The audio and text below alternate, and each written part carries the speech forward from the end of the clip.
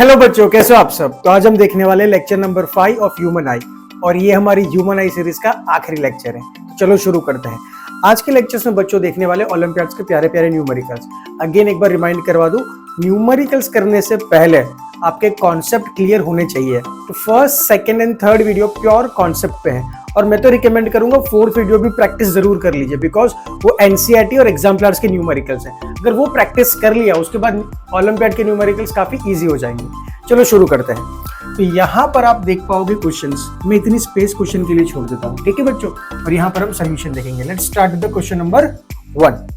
So now you can see the question number 1। बहुत easy question है, अभी video को पॉज करिए और खुद से ट्राई करिए।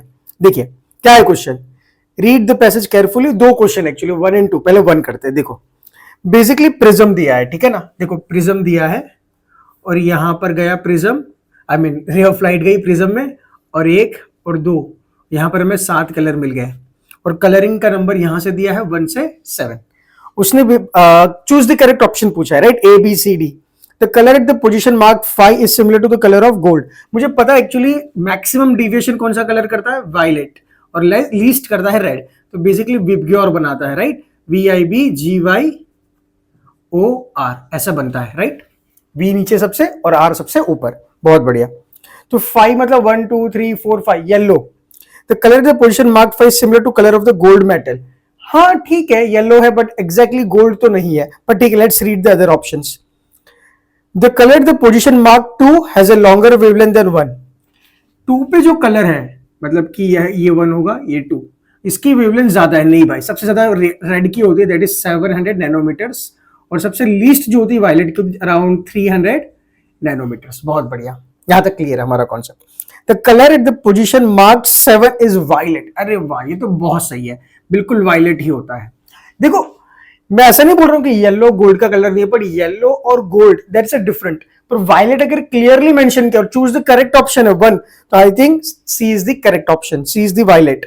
Okay, the colour at the position marked 5 as higher frequency, sorry at higher speed than 1।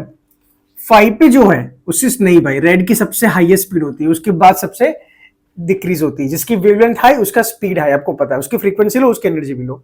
ये मैंने पूरा डिटेल में पढ़ाया, ठीक है। चलो let's go for the second question. So the second question is बच्चों, choose the again correct option. The colour in increasing wavelength, increasing frequency, decreasing speed, decreasing deviation. चलो एक काम करता हूं, मैं पूरा डिविएशन सब पूरा एक ही साथ लिख लेता हूं।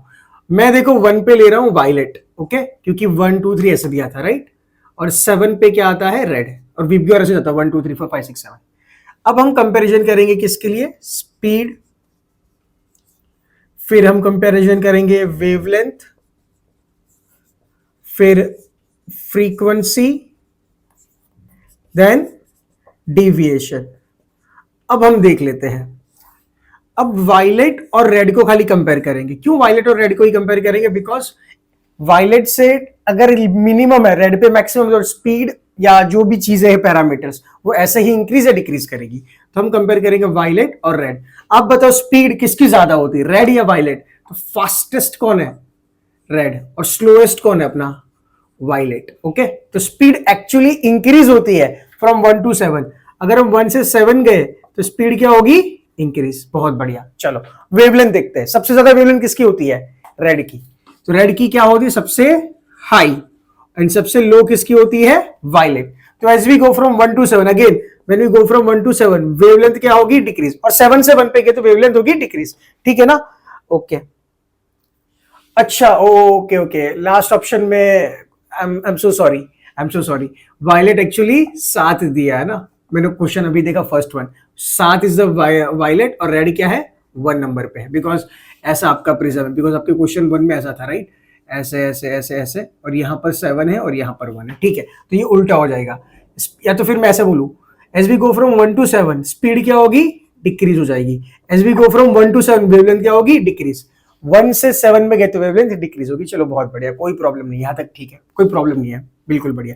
एक्चुअली नंबरिंग मैंने गलत दी थी, it's okay, I hope you understand, ठीक है। कॉन्सेप्ट क्लियर होना चाहिए। फ्रीक्वेंसी, फ्रीक्वेंसी क्या होती है, वेवलेंथ ज्यादा है तो फ्रीक्वेंसी ऑटोमेटिक कम हो जाएगी। अगर लो फ्रीक्वेंसी, लो वेवलेंथ वायलेट की, तो फ्रीक्वेंसी क्या होगी, हाई, और इसकी क्या होगी, low. As we go from 1 to 7, 1 पे फ्रीक्वेंसी क्या है, हाई, अगेन रेड की फ्रीक्वेंसी क्या है, लो, और 7 की फ्रीक्वेंसी क्या होगी high. As we go from 1 to 7 मतलब कि रेड से वायलेट में जाएंगे, रेड से वायलेट, तो क्या होगा, फ्रीक्वेंसी इंक्रीज होगा या डिक्रीज होगा, फ्रीक्वेंसी क्या होगा, डिक्रीज होगा। अच्छा वेवलेंथ भी decrease as we go from 1 to 7, हाँ अच्छा इंक्रीज होगा यहाँ पर। ओ ये बहुत कंफ्यूज कर रहा था, 1717, ठीक है इट्स ओके। डिविएशन, डिविएशन कहां पर हाई होता है, वायलेट का ज्यादा या रेड का, डिविएशन किसका हाई होता है, वायलेट का, और रेड का क्या होता है, लो। तो as we go from 1 to 7, 1 to 7 मतलब कि रेड से वायलेट, डिविएशन क्या होता है, इंक्रीज। बहुत बढ़िया, सिंपल सी बात है ना, स्पीड और वेवलेंथ डिक्रीज। एक बार वापस मैं ड्रॉ करके बता दूं ताकि बच्चों को कंफ्यूजन हो, सॉरी कंफ्यूज कर दिया, मैं कोई कंफ्यूजन नहीं हूं, मुझे सब कॉन्सेप्ट क्लियर है, आपको भी क्लियर है, इट जस्ट नंबरिंग में हमने गड़बड़ कर दी, ठीक है। यहाँ पर यहाँ पर होता है रेड और नीचे होता है वायलेट, और इन्होंने जो क्वेश्चन में रेड को नंबर 1 दिया है और वायलेट को नंबर 7, ठीक है। अब वापस एक बार फटाफट 1 से 7 गए, 1 से 7 तो आपकी जो स्पीड है वो क्या होगी, डिक्रीज। 1 से 7 गए, आपकी जो वेवलेंथ है वो क्या होगी, डिक्रीज। 1 से 7 गए, आपकी फ्रीक्वेंसी क्या होगी, इंक्रीज। 1 से 7 गए, आपका जो डेविएशन है वो क्या होगा, इंक्रीज। क्या प्यारा बना दिया सर, ठीक है, इससे भी अच्छा लग रहा है ये वाला। अब चूज कर लो करेक्ट ऑप्शन जो भी है, जो भी ऑप्शन करेक्ट है भी। देखो कौन सा, first one, wavelength are in 1 less than 2 less than 3, wavelength क्या हो रही है 1 से 2, 1 मतलब यहां पर हम गए, वेवलेंथ क्या और इंक्रीज, गलत। फ्रीक्वेंसी क्या हो रही है 1 से 2 इंक्रीज हो रही है, हाँ फ्रीक्वेंसी इंक्रीज हो रही है, सही बात है। As we go from 1 to 7 frequency क्या होती है, इंक्रीज होती है। Colour of the decreasing speed, सबसे ज्यादा 7 की, नहीं भाई सबसे ज्यादा तो 1 की होती है स्पीड, स्पीड देखो ना यहाँ वाला है। डिविएशन किसका, 1 का ज्यादा है, नहीं 1 का नहीं 7 का ज्यादा deviation. I hope this part is clear. Answer is B. Let's go for the next question. So in question number 3, it is given two equilateral prism, और एक प्रिज्म को हमने ऐसा रखा है जिसका नाम हमने दिया है X, दूसरे प्रिज्म को हमने उल्टा रखा है, बिल्कुल सिमिलर प्रिज्म है, उसका नाम है Y। देखो व्हाइट लाइट आती है प्रिज्म में, आपको पता है क्या होता है, यहाँ डिस्पर्जन होता है, फिर यहाँ पर एक बार रिफ्रैक्शन होता है, और यहाँ पर जो रिफ्रैक्शन होता है वो कौन सा होता है, रेयर मीडियम से डेंसर मीडियम वाला। बहुत बढ़िया, फिर पूरी 7 लाइट यहाँ जाती है, फिर यहाँ एकजुट हो जाती है, पर यहाँ पर भी रिफ्रैक्शन होता है, ठीक है। यहाँ रिफ्रैक्शन कौन सा होता है, डेंसर से रेयर वाला, मतलब कि दोनों का रिफ्रैक्शन कैसा होता है, ऑपोजिट होता है। बहुत बढ़िया। और यहाँ पर व्हाइट लाइट जो 7 कलर बटे हैं वो कंबाइन होकर यहाँ से क्या निकलता है, व्हाइट लाइट निकलती है, मतलब व्हाइट लाइट आती है, व्हाइट लाइट जाती है, और दो जगह रिफ्लेक्शन होता है, पर दोनों का रिफ्लेक्शन ऑपोजिट होता है, ये हमें पता है। चलो रीड करते हैं स्टेटमेंट्स। स्टेटमेंट 1 ये बोल रहा है कि if white light incident on a prism x, then the ray of light which emerges out of the prism y will be the white light। बिल्कुल सही, x में अगर व्हाइट लाइट जाएगा तो व्हाइट लाइट बाहर ही निकलेगा y से भी, बिल्कुल सही, कोई प्रॉब्लम नहीं। स्टेटमेंट 2 क्या बोलता है, refraction produced by prism y is equal and opposite to that of prism x। हाँ देखो यहां पर क्या हो रहा है, रेयर से डेंसर, डेंसर से रेयर, और इक्वल एंड ऑपोजिट क्यों, बिकॉज सेम साइज है प्रिज्म की और सेम व्हाइट लाइट आ रही है, तो बिल्कुल सही स्टेटमेंट। तो क्या स्टेटमेंट 2 सपोर्ट करता है स्टेटमेंट 1 को? देखो ऑप्शन 4 होंगे वहां पर, एक होगा कि दोनों स्टेटमेंट है करेक्ट, हाँ बिल्कुल करेक्ट, और बी सपोर्ट करता है ए को। सेकंड होगा A and B both are correct, मतलब ये भी करेक्ट, ये भी करेक्ट, ये भी करेक्ट, ये भी correct, but B do not support A, ये ऑप्शन बी होगा। सी क्या है बच्चों कि A is correct and B is wrong, मतलब ए करेक्ट है और बी रॉन्ग है, एंड डी होगा A wrong and B correct. Basically दोनों ही करेक्ट है, तो ये तो ऑप्शन कट ही हो गया 3 और 4, इनमें से कोई होगा। बेसिकली थोड़ा कठिन होता है कि चूज कौन सा करे, क्योंकि दोनों ही करेक्ट है, सपोर्ट कर रहा है, हाँ सर कर रहा है। देखो सिंपल सी बात है, ये एक्चुअली व्हाइट लाइट आई और व्हाइट लाइट गई, क्या इसको ये सब क्या ये सेकंड स्टेटमेंट इसको समझा पा रहा है? नहीं, ये सेकंड स्टेटमेंट क्या बोल रहा है, खाली रिफ्लेक्शन इक्वल एंड ऑपोजिट है। अगर व्हाइट लाइट आई और व्हाइट लाइट गई तो उसको ये बताना चाहिए सेकंड स्टेटमेंट को, अगर सपोर्ट करना है तो, कि व्हाइट लाइट आई, डिस्पर्स हुई, एंड बिकॉज ऑफ नाउ यहां पर एक अलग प्रिज्म रखा, वो कंबाइन कर देता है। अगर वो ऐसा यूज करता है वर्ड की कंबाइन करता है 7 लाइट को, और फिर वो क्या बनाता है, व्हाइट लाइट, तो हम बोलते हैं कि सेकंड स्टेटमेंट फर्स्ट स्टेटमेंट को सपोर्ट करता है। पर इसने तो एक्सप्लेन किया एक फिनोमेनन रिफ्रैक्शन वाले को, बट सपोर्ट नहीं किया, तो आंसर इज ऑप्शन बी। ठीक है, let's go for the third question. So the fourth question is, an old person is unable to see clearly, nearby as well as distant. To correct the vision, what kind of lens will he acquire? देखो ये चीज मैंने hypermetropia के बाद समझाई lecture number 1 में। Lecture number 1 में हमने देखा मायोपिया, उसके बाद हाइपरमेट्रोपिया, और उसके बाद प्रेसबायोपिया देखा था। क्या देखा था? प्रेसबायोपिया। यहाँ पर क्या होता है कि अगर कोई इंसान को दोनों का प्रॉब्लम है, दूर का भी और पास का भी, तो मैंने एक आईना बनाया ना, ऐनक क्या बोलते हैं, ऐनक हिंदी में, ठीक है, बेसिकली स्पेक्टिकल्स बनाया था। देखो अगर आपको नजदीकी चीजें देखनी है, पता है नजदीकी चीजें देखनी तो लोग कैसे प्रोफेसर ऐसे लगाते चश्मा फिर ऐसे देखेंगे, ऐसा आंखें नीचे थोड़ी। अगर दूर की चीजें देखनी तो मुंडी ऊपर करके ऐसे देखेंगे। तो बेसिकली ये जो लोअर पार्ट है स्पेक्टिकल्स का, वो बेसिकली क्या दिखता है, नजदीक की चीज है, और जो ये वाला है वो दूर की चीज है। जो नजदीक का विजन प्रॉब्लम है, नजदीक के प्रॉब्लम, उसको हम क्या बोलते हैं, हाइपर मेट्रोपिया। और यहां पर लेंस क्या होता है, पतला। और यहां पर प्रॉब्लम क्या है, मायोपिया, दूर की चीजें ना दिखना, मायोपिया। और यहां पर लेंस क्या होता है, मोटा। इसको हम करेक्ट करते हैं, इसको हम करेक्ट करते हैं विच लेंस से, क्योंकि पावर कम हो गया ना, तो पावर ऐड करना, पॉजिटिव पावर कम हो गया तो हम कॉन्वेक्स लेंस ऐड करेंगे। क्या करेंगे, कॉन्वेक्स लेंस, क्योंकि पॉजिटिव पावर को बढ़ाना है। और यहां पर हमें पावर बढ़ गया है एक्चुअली, पॉजिटिव पावर, उसको कम करना है, तो हम कौन सा लेंस यूज करते हैं, कॉन्केव लेंस। तो पॉजिटिव पावर को हमने क्या कर दिया, कम कर दिया। So this is how we will do. Upper half हम बेसिकली हम बाईफोकल लेंस बोलते हैं, बाई मतलब दो, बाई मतलब टू। ऊपर हम यूज करेंगे कॉन्केव और नीचे हम यूज करेंगे कॉन्वेक्स। तो I think option B is the correct answer for this question. Let's go for the fifth one. In question number fifth, again I say you please pause the video, एक बार खुद से try करो बच्चों, ठीक है, मजा आएगा। ये ओलंपियाड्स के क्वेश्चन है, थोड़ा खुद से एक बार करोगे, ठीक है, तो आंसर आएगा, मजा आएगा। ब्रेनस्टॉर्म करना, डायरेक्ट सोल्यूशन पे मत देखना, ठीक है। Let's go for the question number fifth. Diagram बना है और आपको बताया इमेज रेटिना के पीछे मिलती है। अब बताओ रेटिना के पीछे इमेज क्यों मिलेगी, रेटिना है इधर लेंस से और आपकी इमेज बन रही इधर, मतलब आपको कन्वर्ज नहीं कर पा रहा है। तो आपका जो लेंस है वो क्या बन चुका है, पतला। लेंस अगर पतला हो गया इसका मतलब ये प्रॉब्लम किसकी है, हाइपरमेट्रोपिया, ठीक है। अगर लेंस पतला हो गया है तो क्या प्रॉब्लम है, हाइपरमेट्रोपिया। मतलब जो पॉजिटिव पावर है वो क्या हो गया, कम। अच्छा, पावर क्या होता है बच्चों, you know 1/4 focal length in metres.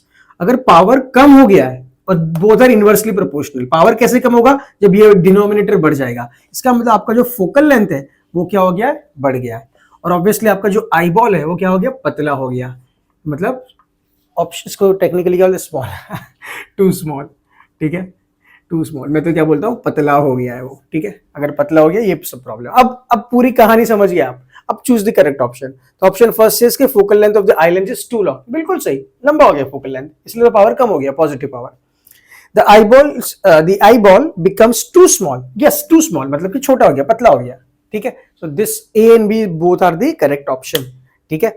A and B are the correct option. तो basically A and B is not the correct option, option A होगा correct, 1 and 2 are the correct option, option B होगा 2 and 3, ऐसा कुछ होगा, ठीक है। अगर ऐसा है तो हमें चूज करना है 1 and 2, 1 and 2 statements are the correct answer, ठीक है। Let's go for the next question. In question number 6, the optician while testing the eyes find the vision of a patient to be 6/9. By what he means that? देखो 6/9 है, इसका मतलब पता है क्या है कि 6 मीटर आप देख पा रहे हो, 6 मीटर से आपकी आंखें देख पा रही है।